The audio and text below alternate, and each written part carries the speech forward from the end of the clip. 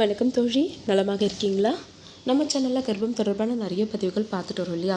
இன்றைக்கி நம்ம பார்க்க போகிற பதிவு ஆஃப்டர் ஓவுலேஷன் நம்ம எடுக்கக்கூடிய சில உணவுகள் நமக்கே தெரியாமல் கரு உண்டாகிறத தடுத்துரும். அதை பற்றி தெளிவாக பார்க்க போகிறோம். வீடியோ பார்க்குறதுக்கு முன்னாடி இன்னும் நம்ம சேனலை சப்ஸ்கிரைப் பண்ணலன்னா பண்ணிக்கோங்க தோழி. கர்ப்பம் தொடர்பான இன்னும் நிறைய விஷயங்களை தெரிஞ்சுக்க முடியும். இப்போ நம்ம வீடியோ பார்த்துடலாம். என்னன்னு பார்த்தீங்கன்னா, நம்ம காலையில் எழுந்த உடனே சூடாக குடிக்கணும் போல் இருக்குதுன்னு சொல்லக்கூடிய அந்த காஃபி, டீ மாதிரியான கஃபைன் உணவுகள் தான். இந்த கஃபைனை நம்ம தொடர்ச்சியாக எடுத்துக்கும் பொழுது நமக்கே தெரியாமல் நம்ம இதுக்கு அடிக்ட் ஆகிறோம். எந்த அளவுக்கு ஒரு ஸ்மோக்கர் ஒரு ஸ்மோக்குக்கு அடிக்டாக இருக்காரோ, ஒரு ட்ரிங்கர் ஒரு ட்ரிங்க்குக்கு அடிக்டாக இருக்காரோ, அதே போல் தான் நாளடைவில் நம்ம இந்த காஃபி, டீக்கு அடிக்ட் ஆகிடுறோம். காலையில் எழுந்த உடனே ஒரு கப் காஃபி குடிக்கலைன்னா நமக்கு அந்த டேவே அதுக்கப்புறம் நமக்கு நகரவே நகராதது போல் ஒரு ஃபீலிங் இருந்துக்கிட்டே இருக்கும். ஸோ இதிலிருந்து நீங்கள் வெளியே வர வேண்டியது அவசியம். ஏன்னா இந்த அடிக்ஷனை ஏற்படுத்துகிறதே இந்த கஃபைன் தான். காஃபியில் இருக்கக்கூடிய இந்த கஃபைன் என்ற அந்த வேதிப்பொருள் பார்த்திங்கன்னா உங்களுடைய மூளையை தூண்டி புத்துணர்ச்சி அடைய வச்சு கொஞ்ச நேரத்துக்கு உங்களை சுறுசுறுப்பாக இருக்க வைக்கும். ஆனால் இதிலேருந்து நமக்கு வேறு எந்த விதமான ஹெல்த் பெனிஃபிட்ஸும் கிடைக்கிறதில்ல. சில தோழிகள் வெயிட் லாஸ்க்காக க்ரீன் டீ எடுத்துக்கிற சிஸ்டர், அதே போல் பிளாக் காஃபி எடுத்துக்கிற சிஸ்டர், இது ப்ரெக்னென்சியை அஃபெக்ட் பண்ணுமா அப்படின்னு சொல்லிட்டு கேட்டிருந்தாங்க. முக்கியமாக இந்த மாதிரி கஃபைன் உணவுகளை ப்ரெக்னென்சிக்கு பிளான் பண்ணும்போதும் சரி, ப்ரெக்னென்சி டைம்லேயும் சரி, எந்த ஒரு டாக்டரும் எடுத்துக்க வேண்டாம் தான் நமக்கு சொல்கிறாங்க.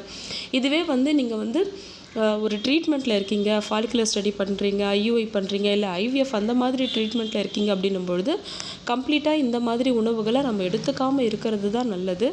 இல்லை எப்படியா இருந்தாலும் எனக்கு ஒரு டம்ளர் காஃபி காலையில் ஒரே ஒரு முறை நான் குடிப்பேன், அதுக்கப்புறம் நான் குடிக்க மாட்டேன் அப்படின்னு சொல்லக்கூடிய தோழிகள் அதிகமாக ரொம்ப டிகார்ஷன் அதிகமாக எடுத்துக்காமல் கம்மியாக நீங்கள் எடுத்துக்கோங்க. முடிஞ்ச அளவுக்கு இதை நீங்கள் அவாய்ட் பண்ணிடுறது தான் நல்லது. ஏன்னா இது உங்களுடைய மூளை செல்களை புத்துணர்வு அடைய வைக்கும் அப்படிங்கிறதுல எந்த விதமான மாற்று கருத்தும் இல்லை. ஆனால் இது ஒரு வகையில் உங்களை அடிக்ட் ஆகுது. இந்த காஃபி இல்லாமல் நம்மளால் இருக்க முடியாது அப்படிங்கிற சூழ்நிலைக்கு உங்களை தள்ளுது. ஏற்கனவே நமக்கு சுரக்கக்கூடிய ஹார்மோன்ஸ் சரியாக சிக்னல் கிடைக்காததுனால, சரியாக நமக்கு சுரக்காததுனால தான் ஆல்ரெடி நமக்கு ப்ரெக்னென்சி தள்ளி போய்கிட்டே இருக்குது. இன்னும் நம்ம மூளையை சுறுசுறுப்பாக்கணும் அப்படின்றதுக்காகவோ அல்லது ஒரு டேஸ்ட்டுக்காகவோ குடிக்கக்கூடிய இந்த காஃபி இன்னும் கொஞ்சம் நம்மளுடைய செல்களை பாதிக்கிறதுக்கு வாய்ப்புகள் இருக்கிறதுனால, முடிஞ்ச அளவுக்கு ப்ரெக்னென்சி ட்ரை பண்ணிகிட்டு இருக்க தாய்மார்கள் எல்லாருமே இந்த காஃபி குடிக்கிறத கொஞ்சம் அவாய்ட் பண்ணிடுறது நல்லது.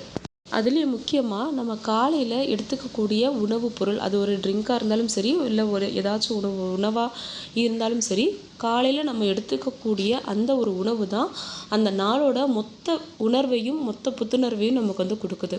அதனால் காலையில் எடுத்துக்கக்கூடிய ட்ரிங்கையே நம்ம கொஞ்சம் ஹெல்த்தியாக எடுத்துக்க பழகும் பொழுது, ஹெல்த்தியான என்ன எடுத்துக்கலாம்னு பார்த்தீங்கன்னா, சத்து மாவு கஞ்சி எடுத்துக்கலாம்.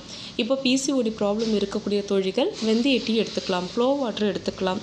இது எல்லாமே இல்லை வெயிட் லாஸ்க்காக பிளான் பண்ணிகிட்ருக்கு அப்படின்னு சொல்லக்கூடிய தோழிகள் சீரக சோம்பு கொதிக்க வச்சு இதை நம்ம எடுத்துக்கலாம்.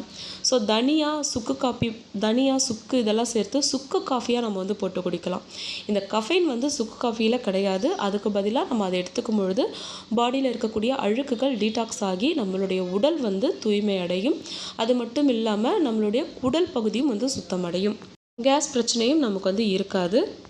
ஸோ ஆல்ரெடி நீங்கள் சீட்ஸ் எடுத்துகிட்டு இருக்கீங்க அப்படின்னா, காலையில் சாப்ஜா சீட்ஸையோ இல்லை சியா சீட்ஸையோ நல்லா ஊற வச்சு ஒரு ஹாஃப் லைம்ஸ் நம்ம பிழிஞ்சிட்டு அந்த ஜூஸ் காலையில் அந்த சீடோடு சேர்த்து ஒரு கொஞ்சமாக ஒரு ஹனி மிக்ஸ் பண்ணி நம்ம இதை ஒரு ட்ரிங்காக எடுத்துக்கலாம். இந்த டீ காஃபியை ஸ்கிப் பண்ணுறதுக்கு எவ்வளவோ வழி இருக்குது.